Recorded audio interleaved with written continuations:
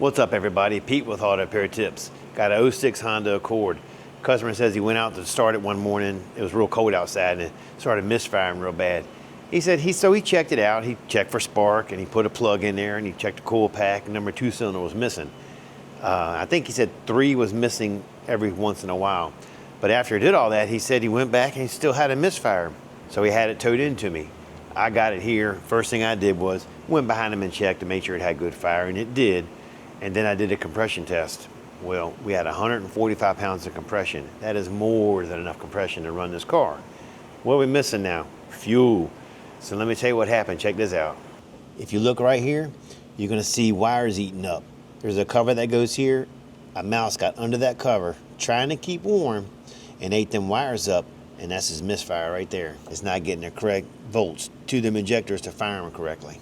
Once I got the pigtails wired onto the injector harness, got the injectors hooked back up, started the car, we still had a misfire on the number 2 cylinder.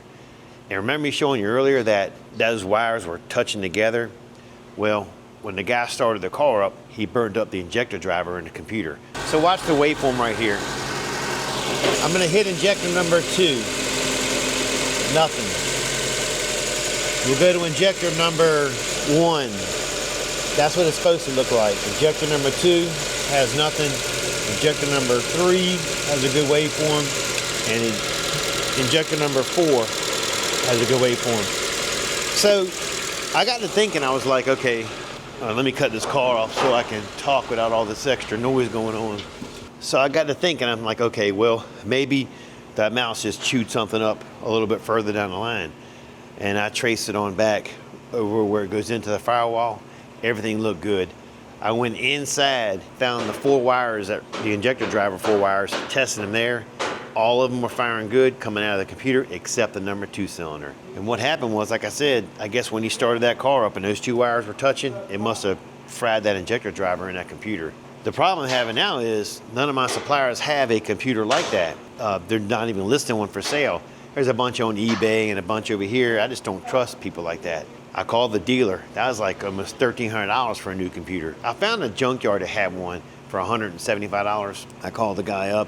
I said, there's no warranty on it. We'll install it, program it, and I guess keep our fingers crossed if you want to do that. Because he's already invested about $300-400 in what we've done already to this point.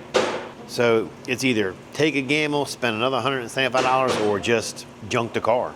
So we got to talking a little bit more, and we decided, hey, look, let's just invest another $175 on that gamble. The worst case scenario is he's out, $300-400. I mean, I hate to say that, but sometimes that's just what happens. You can't foresee something like that when you're working on these cars.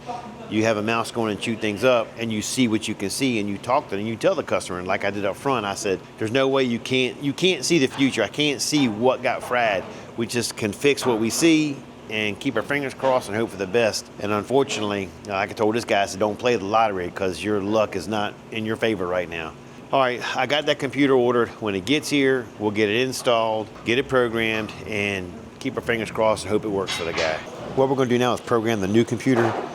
And to do that, you leave the old computer plugged in. This will copy all the data, and then we'll install the new computer and transfer it over to that one.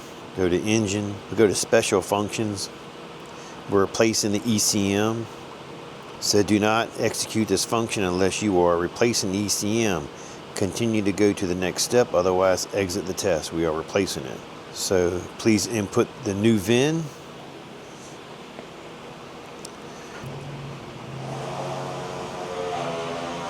Scanner will read the data of the next screen from the ECM.